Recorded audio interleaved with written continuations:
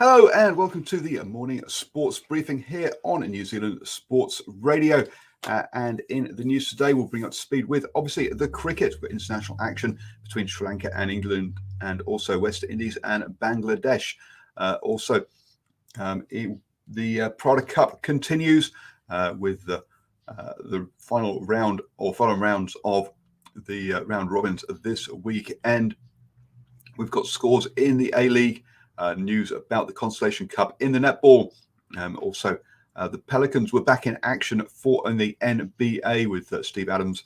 Then we've got NBL action, some slope style news, and also news from the Australian Open as well. So a packed round of news this morning here on the New Zealand Sports Radio.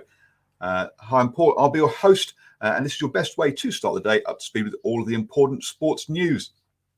Let's pop over to the Australian Open, and Andy Murray will unfortunately miss that one after failing to find what was quoted as a workable quarantine solution following his positive coronavirus test. So he was a major casualty from the Australian Open. Let's hope that all the other players can recover in time and get out of quarantine and be able to make it. Obviously, Andy Murray tested positive prior to travelling, which I think was his problem. Over in the slopestyle, and some fantastic result for Zoe Sadowski Synot in the LAAX Open FIS World Cup. Over in Switzerland, a lot of the competitors struggled on their first run due to the conditions, as adverse wind made the conditions difficult. Shields, though, had a fantastic first run, allowing her to really go for it in the second. Unfortunately, she had a bit too much juice, as she says, coming into the quarter pipe. And washed out or crashed, meaning that her second run was a crash score.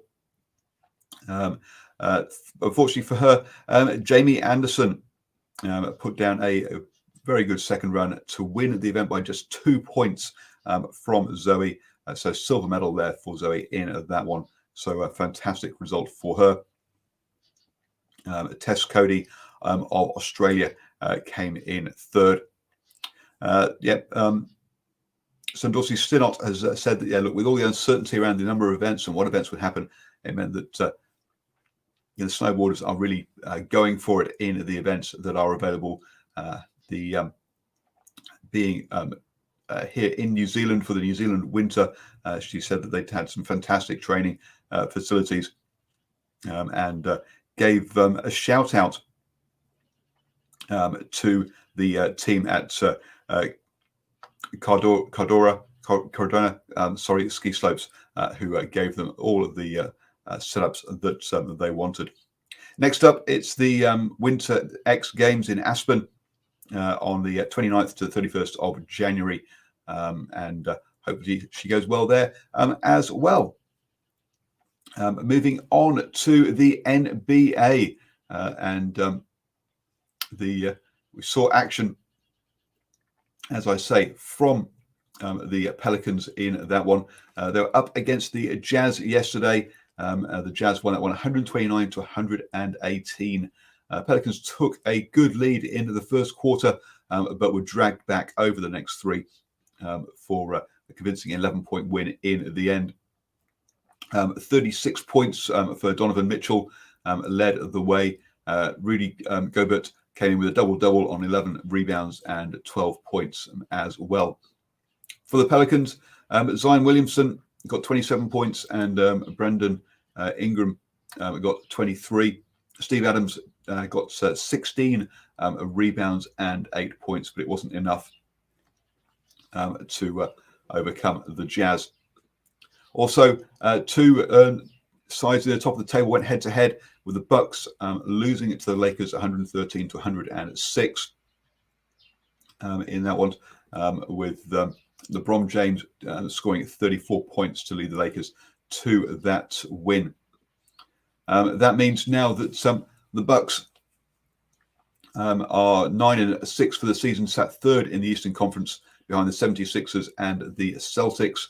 Over on the western side, the Lakers go top, 1 game clear of the Jazz and the Clippers. So very, very tight there in the Western Conference.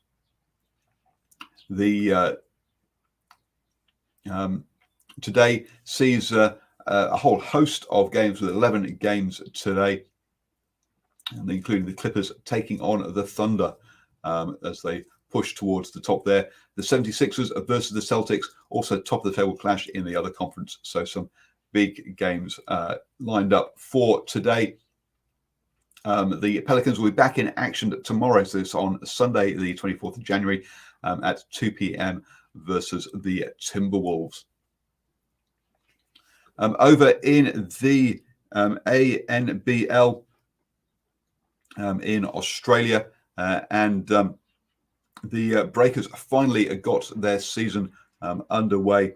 Unfortunately, it was a loss to the Adelaide 36ers, 94-91 in that one. Webster led the way for the Breakers with 34 points, but it wasn't enough to see them home. So congratulations to the 36ers and a losing start to the season for the Breakers, but at least the season is underway at last. Today, the Cairns Taipans will take on the Sydney Kings in the NBL. Keep saying over in Australia for the A-League, and the Central Coast Mariners travelled to Sydney FC and won 2-0 in that one. That's the Central Coast Mariners go back top of the table in that one with 3 wins and just 1 loss from their 4 games so far. 2 games today between Western United and Perth Glory, and Adelaide United and Melbourne Victory, as well as the Wellington Phoenix taking on the winless Newcastle Jets in the on Sunday at 8:10. So far, the Phoenix have got 1 draw and a loss from their 2 games, but the Jets have lost all 4 of their games, so 0 points so far. Yeah, 2 teams that really need to get a win to give their seasons a boost. Over in the ISPS Handa Men's Premiership, just 1 game today between Waitakere United and Canterbury United. We'll bring you that result tomorrow. 3 more games taking place on Sunday, as we've just gone past the halfway point in that one. Remember, Auckland FC top of the table, being chased by Team Wellington, Hamilton Wanderers in that one. In the netball, and the Silver Ferns will host the Australian Diamonds for the Constellation Cup this year. The matches will take place on the 2nd and 3rd of March in Christchurch, followed by games in Tauranga's Trustpower Bay Park Arena on the 6th and 7th of March. So good to see get some top level netball action back. It's been over a year since the 2 sides have faced each other in that one.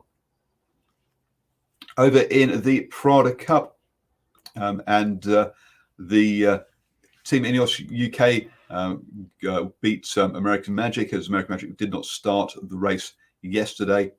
The second race between Luna Rosa and Ineos Team UK got moved to today, as it was being a double header today. Was double header today for America's Magic. Obviously, they will not be starting in either of those races. So Luna Rosa versus Team Ineos UK today, and then again on a Sunday if required. Team Ineos UK just need 1 win to go through to the semi-finals directly. Sorry, through to the final directly. The other side taking on American Magic in the semi-finals, starting on the 29th of January. What's been helping Ineos Team UK go so well is the tactical decision to operate with 6 or 7 grinders rather than the normal 8. This is allowing their tactician, Giles Scott, to just be looking at the race course and make tactical decisions, while Ben Ainsley does the skippering or the steering.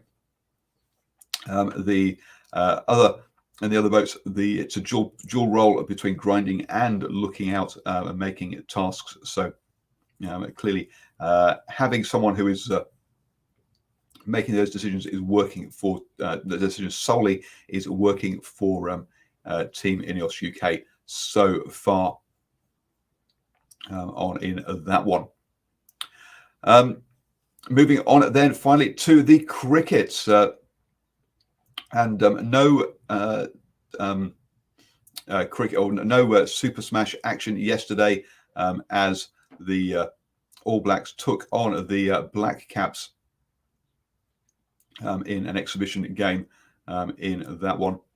So today we do have Super Smash action up in Auckland, as the Auckland Hearts take on the Central Hinds and the Auckland Aces take on the Central Stags. So I'll be up there at Eden Park for those two competitions. Really looking forward to that one. In the cricket that did happen, West Indies took on Bangladesh in the second one-day international. West Indies went about first and posted a total of 148 off being all bowled out of 43.4 overs. Rovman Powell, the wicket, sorry, not the wicket, down at the order, scored 41. But with the top order all getting out in pretty much single figures, except for Otley on 24 and Mohammed on 11. You've got to say a very poor low total set there by the West Indies. Mahedli Hassan Miraz took 4 wickets in this one to really destroy the West Indian order, or batting order. Bangladesh, in reply, got off to a decent start with their openers, Liton Das scoring 22 and Tamim Iqbal scoring 50. After they got out, it was down to Shakib Al Hassan with the 43 not out to guide the team home to win off 32.2 overs. So with more than 16 overs to spare. So a comfortable win there for Bangladesh in the second one international, meaning that they take a lead 2-0 in the series in that one. Over in Sri Lanka, it was the second test between Sri Lanka and England, taking place in Gale. Sri Lanka on the day one went in to bat and losing Pereira and Fernando early on for 6 and a duck. Put them in some early trouble at 2 for 7. But the Sri Lankans rebuilt the innings very well. Thurmane at the top scored 43 and joined Matthews, who scored 107 not out by the close of the day. Dinesh Chandimal, the captain, got a half century, 52. And Dickwala, the wicket keeper, is 19 not out at the close. So 229 for 4 there for Sri Lanka. The game poised nicely in that one. Will those batsmen go on to score a big total, or can England get a couple of early wickets in there in day 2?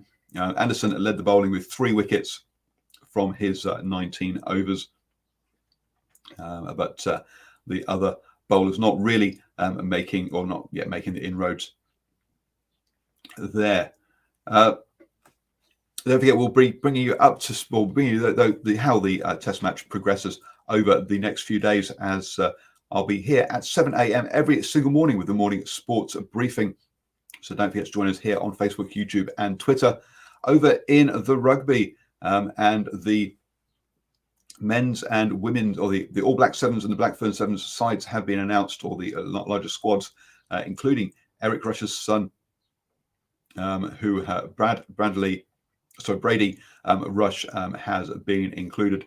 We'll go through or have a look at these squads in more detail on Tuesday during the Driving Mall show, where we get Stephen and Boa to put their eyes over the squads and looking at some of the new players who are involved in that. So don't forget to join us on Tuesday evening at 8 p.m. for the Driving Mall show on that one. The Crusaders are taking a pre-season clash out to Temuka. So it's good to see that the pre-season games are getting taken out into the provinces or into the smaller places for people to have to get out to the people and see those games. So good to see that is happening. And you have now started the day the best way, up to speed with all of the important sports news. Don't forget to join me at 7 a.m. tomorrow morning for the morning sports briefing.